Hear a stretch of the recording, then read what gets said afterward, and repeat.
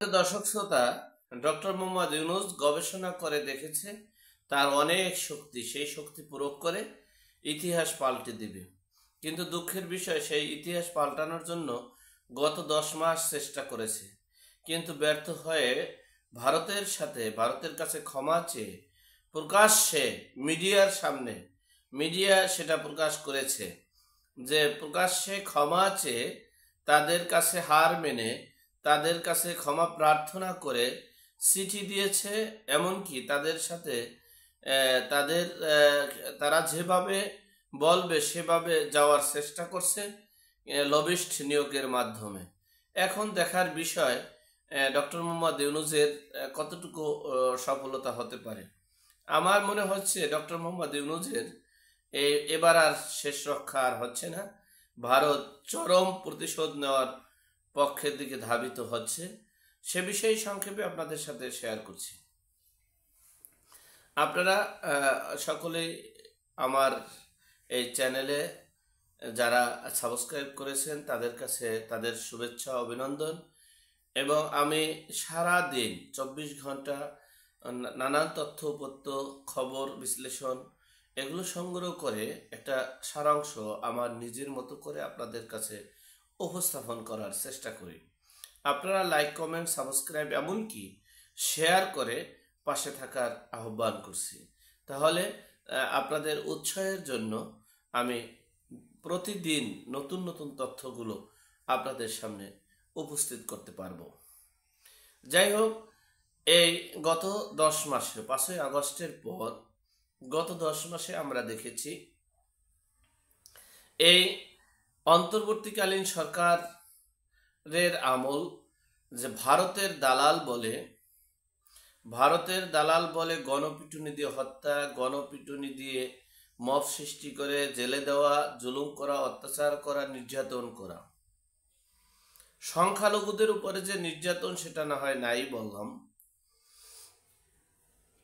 এরপরে আমরা দেখেছি যে ভারতের গণমাধ্যমের সামনে শাড়ি পরানো, গণমাধ্যমের সামনে লুঙ্গি পরানো, গণমাধ্যমের সামনে ভারতের চাদর পরানো, এমনকি ভারত দখল করে ফেলবে 5 মিনিটের মধ্যে, জন্য বিএনপি শোডাউন করেছিল সেই সীমান্তে।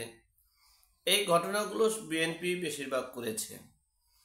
যাই হোক, এরপরে আমরা দেখেছি ভারতের যারা আওয়ামী লীগের সমর্থনকারী ভোটার তাদেরকে ভারতের দালাল বলে মব তৈরি করছে, নির্বিচারে হত্যা করছে, জেলে দিচ্ছে, জুলুম করছে। এমনকি ভারতের সাথে যে তীব্র বিদ্বেষমূলক যে আচরণ করেছে তার প্রতিফলন ইতিমধ্যে বিভিন্নভাবে পাইছে।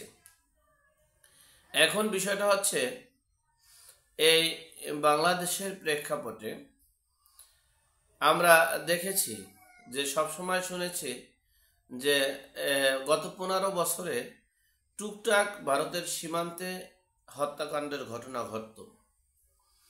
সেখানে আমরা প্রতিবাদ করেছিলাম যে স্বামী স্ত্রীর সম্পর্ক বিচ্ছিন্ন হয়ে যাওয়ার কারণে এই হত্যাকাণ্ডের প্রতিবাদ করছে না, এই হত্যাকাণ্ডের বিচার চাচ্ছে না, কোনো কিছু করছে না।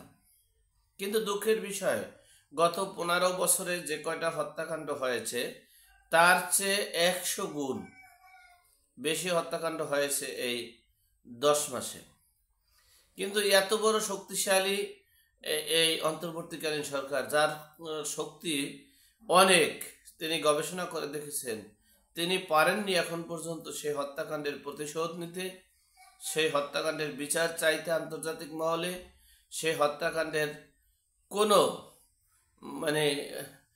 প্রতিশোধ এবং প্রতিরোধ এবং তার বিচার চাওয়া কোনোটাই করতে পারেনি। এরপরে আপনারা দেখেছেন এই ভারতের কিছুদিন আগে, মাস 2 আগে পুশিং কার্যক্রম শুরু করেছে তারা, অর্থাৎ বাংলাদেশি কিছু আদিবাসী ভারতে আছে, সেজন্য সেই আদিবাসীকে পুঁজি করে প্রতিনিয়ত পুশিং করছে। সেখানে বাংলাদেশের অন্তর্বর্তীকালীন সরকার অনেক চেষ্টা করে ব্যর্থ হওয়ার পরও তারা অনেকবার নাকি চিঠি দিয়েছে ভারতের কাছে, বাবারা দাদারা আপনাদের পায়ে ধরছি, ক্ষমা চাচ্ছি, আপনারা যেভাবে বলবেন, যেভাবে করার চেষ্টা করবেন সেভাবেই করব, তবে আপনারা একটু বসেন আমাদের সাথে। আর এই পুশিংটি একটা প্রক্রিয়ার মাধ্যমে, লিমিটেডের মাধ্যমে এবং সিস্টেমের মাধ্যমে করলে ভালো হয়। কিন্তু সেই চিঠি পেয়ে দাদারা, অর্থাৎ ভারতের মানে পররাষ্ট্র দপ্তররা বা নরেন্দ্র মোদী খুব ভয়ে, এমন আতঙ্ক ফিল করেছে। আরো প্রতিদিন, এখন আগে সপ্তাহে বা 200 দিন পর পর, এখন প্রতিদিন 10 জন, 15 জন, 20 জন, 50 জন, 100 জন পুশিং চালাচ্ছে। এখন বিষয়টা হলো, এই অন্তর্বর্তীকালীন সরকার এই ভিতরে মানে পেটের ভিতরে কথা আর কত রাখবে। এখন বদ হজম হয়ে গেছে। দেখবেন মানুষের যখন পতন হয়, যেমন শেখ হাসিনার পতনের পূর্বে কিন্তু অনেক হাবল তাবল কথা শুরু করে দিয়েছে, বলেছে আমার পিয়ন 400 কোটি টাকার মালিক, রাজাকারের বাচ্চারা। এরপরে তাৎক্ষণিকভাবে নির্বাহী আদেশে এই জামাতের নিবন্ধন বাতিল, নিষেধাজ্ঞা, এই এই মানে বিভিন্ন মানে পতনের পূর্বে তারা দিশেহারা হয়ে গেছে। ঠিক তেমনি এই অন্তর্বর্তীকালীন সরকারের পতনের কারণে তারা দিশেহারা।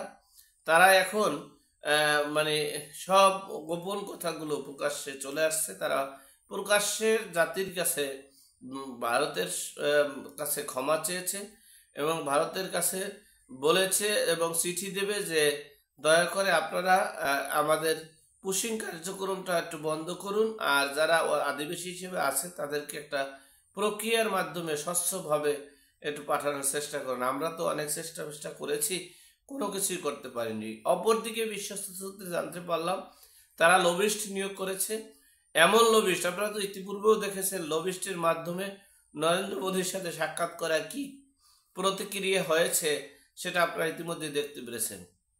এখন লবিস্ট নিয়োগ করছেন তারা বাঁচার জন্য, ভারতের সাথে সম্পর্ক রাখার জন্য, এবং তিনিও বাঁচতে চাচ্ছেন এবং ভারতের কথা অনুযায়ী কাজ করতে চাচ্ছেন। কিন্তু ভারত প্রতিশোধ পরায়ণ হয়ে পড়েছে। তারা এই ডক্টর মোহাম্মদ ইউনূসের শেষ দেখা না পর্যন্ত তারা এই মানে ভারত এই ডক্টর মোহাম্মদ ইউনূসের সাথে আপোষ করবে না। যাই হোক, তারপরও আমরা ভারতের এই উগ্রবাদিত্বের জন্য তীব্র নিন্দা জানাই। আর এই আমাদের পররাষ্ট্র মন্ত্রণালয়ের দায়িত্বপ্রাপ্ত তৌহিদি জনতার তৌহিদুল ইসলাম সাহেব, তিনি যে প্রকাশ্যে যেভাবে এই ভারতের কাছে ক্ষমা চেয়েছেন, হার মেনেছেন, ভারতের মানে কাছে নত হয়েছেন, সেটা প্রকাশ্যে করার জন্য সেটার আমরা তীব্র প্রতিবাদ ও নিন্দা জানাই। এটা আপনারা ভিতরে ভিতরে করতে পারতেন, যদিও আপনাদের এখন বদ হজম হয়ে গেছে, তারপরও আপনারা চেষ্টা করে ভিতরে ভিতরে করলে ভালো হতো। এটা প্রকাশ্যে আসার পর ভারত আরো শক্তিশালী এবং শক্ত হাতে আগাবে। যাই হোক, আল্লাহ আমাদের সকলে সঠিক জ্ঞান দান করার তৌফিক দান করুক। আমিন। আসসালামু আলাইকুম।